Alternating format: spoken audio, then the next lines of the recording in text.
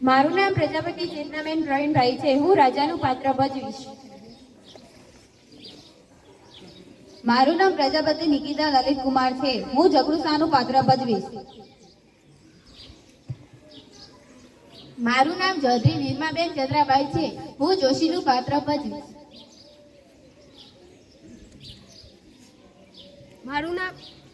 મારું નામ પ્રજાપતિ હસમુખભાઈ અવરતભાઈ છે. હું દરબારનું પાત્ર ભજવીશ. મારું નામ ઠાકોર દિલીપભાઈ વેલાભાઈ છે. હું કોટવાલનું પાત્ર ભજવીશ.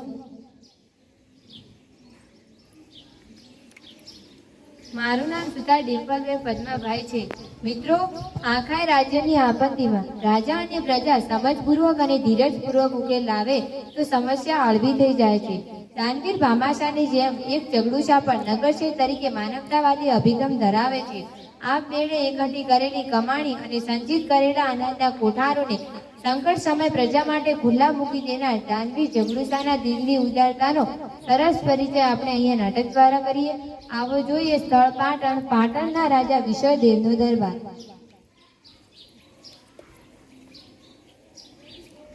રાજા વિશ્વદેવ દરબાર ભરીને બેઠા છે, પણ સૌના મોં ઉદાસ છે. આખાય દરબારમાં જાણે નિરાશાની ઘેરી છાયા ફરી વળેલી છે. રાજાની સામે રાજ જોશી ટીપણું પહોળું કરીને બેઠા છે. તે આંગળીઓના વેઢા પર આંકડા માંડે છે. તે જોશીજી, આ વર્ષે વરસાદ નથી શું? મહારાજ, મને થાય છે કે કાળ વાણી ઉચ્ચારતા મારી જીભ કપાઈ કેમ નથી જતી? સમજી ગયો, હું સમજી ગયો. જોશીજી, હવે બોલવાની જરૂર જ નથી. અમને ખાવાનું આપો, અમને જીવાડો, અમે મરી જઈએ છીએ. મારી રાખડી રૈયત ભૂખે મરે છે. હવે તો એક આસ્થા જગડુશાની રહી છે. પ્રધાનજી એમને તેડી લાવવા કચ્છ ગયા છે. આજકાલમાં આવી જવા જોઈએ.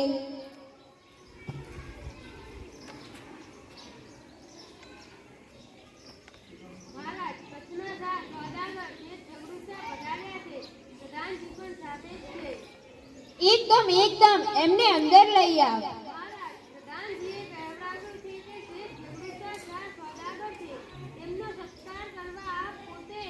સમજ્યો. એમના સત્કાર માટે મારે જ સામા જવા જોઈએ. પ્રધાનજીની વાત સાચી છે.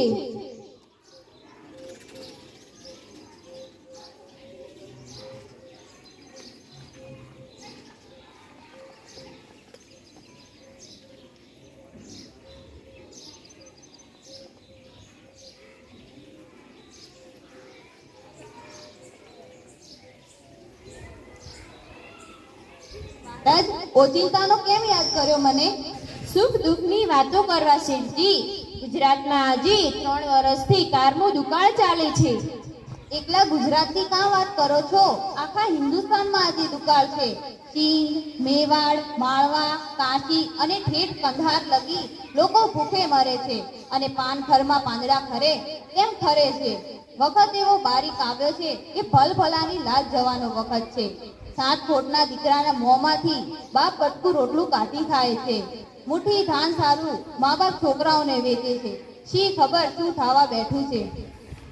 રામજી રાક્ષીથી રહી છે, પણ આવે વખતે રૈયત ટકાવવાનો રાજ્યનો ધર્મ છે.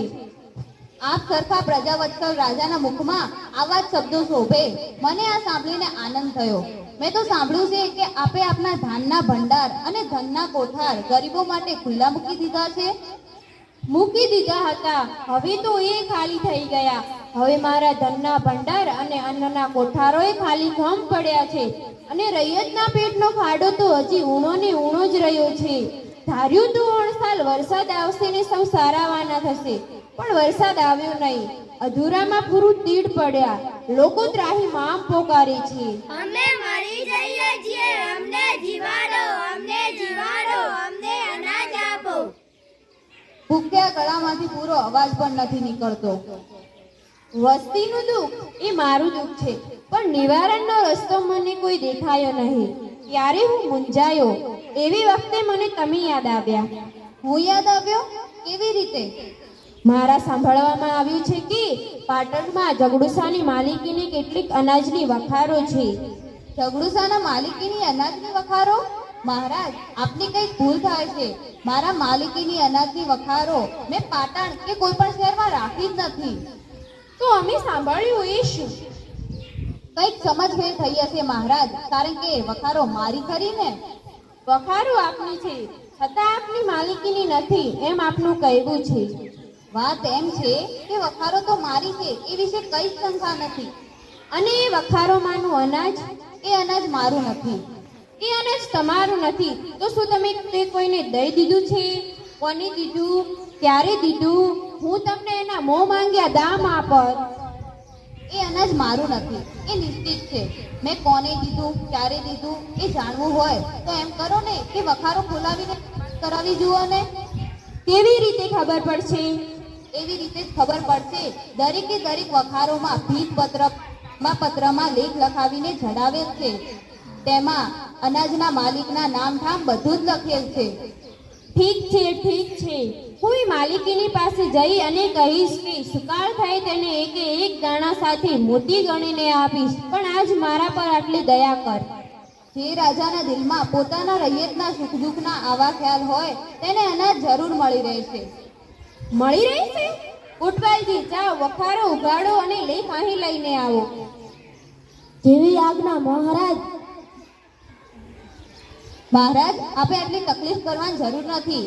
મારા માણસો હમણાં જ લેખ લઈને આવતા હશે. મેં તેમને ક્યારનાય મોકલી દીધા છે.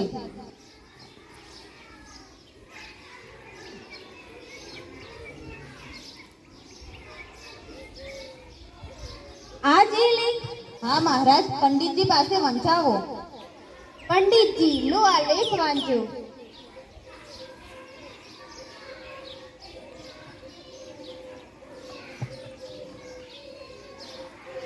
મહારાજ સાંભળો, આમાં લખ્યું છે કે આ વખાર જગડુસાની છે, પણ વખારમાંનું બધું જ અનાજ એના ભૂખે મરતા ગરીબ ભાઈ ભાંડુનું છે. દેશની ભૂખે મરતી વસ્તી આ અનાજની માલિકીન છે. એના એક પણ દાણા પર જગડુસાનો હક નથી. વાહ જગડુસા, વાહ.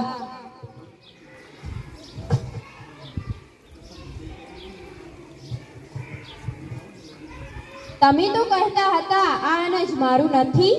તો મારું છે, એ તો ગરીબોનું છે.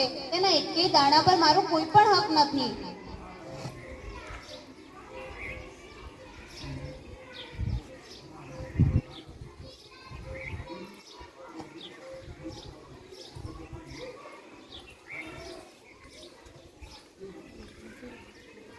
મહારાજ સાંભળો, હવે હું બીજી વખારનો લેખ વાંચું છું. આમાં લખ્યું છે વખાર જગડુસાની છે, પણ વખારમાંનું બધું જ અનાજ એના ભૂખે મરતા ગરીબ ભાઈ ભાંડુનું છે.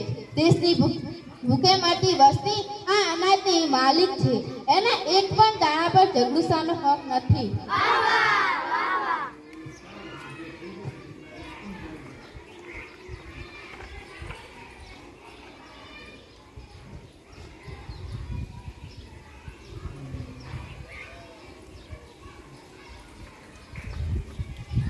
હવે ત્રીજી વખારનો આ લેખ સાંભળો. આ વખાર જગડુસાની છે, પણ એના અનાજના એક દાણા પર પણ જગડુસાનો હક નથી. દેશની ભૂખે મરતી વસ્તી આ અનાજની માલિક છે. વાહ વાહ વાહ વાહ. જગડુસા, આવી તમારી કેટલી વખારો છે ગામમાં? 40 હશે મહારાજ. 40 વખારો? ત્યારે તો મારી પ્રજાએ જીવી ગઈ અને હું જીવી ગયો. જ્યાં લગી ગુજરાતમાં તમારા જેવા ઉદાસ શ્રેષ્ઠીઓ છે જગડુસા, ત્યાં લગી ગુજરાત રાજ્યને કોઈ આંચ આવવાની નથી. ગુજરાતના રાજા ઘણું જીવો, ગુજરાતના શાસક ઘણું જીવો, ગુજરાત રાજ્ય અમર